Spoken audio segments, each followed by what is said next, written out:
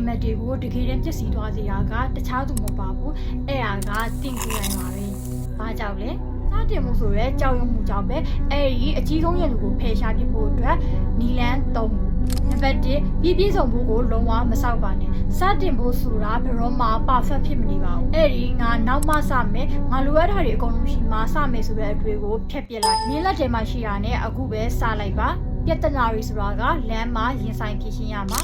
နံပါတ်2ရလက်ထက်လုပ်ငန်းစဉ်ကိုအာရုံစိုက်အကြီးကြီးဖြစ်မဲ့ရလက်ကိုမကြည့်ပဲလုပ်ငန်းစဉ်ကိုပဲအာရုံစိုက်ပါပန်းနိုင်ကိုကြည့်ရင်စိတ်တက်ကြတယ်နေ့တိုင်းဘာလုပ်ရမလဲဆိုတဲ့အဆင့်လေးတွေကိုပဲကြည့်လိုက်ဒီနေ့စတနိုင်လုပ်မယ်ဒီနေ့ဗီဒီယိုတစ်ပုဒ်တင်မယ်အဲ့ဒီအောင်မြင်မှုသေးသေးလေးတွေကပဲမင်းကိုပန်းနိုင်စီရောက်စီမှာ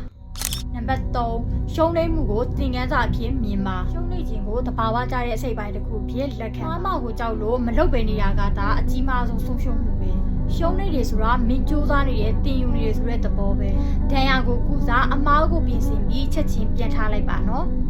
ကြောက်ရွံ့မှုကိုရင်ဆိုင်ပြီးအခုပဲစတင်လိုက်တော့နော်တင်ပါကိုစတင်လှုပ်ဆောင်တော့မလဲဆိုတာကိုကွန်မန့်မှာရေးပြီးတော့ကိုခတိပေးလိုက်တော့နော်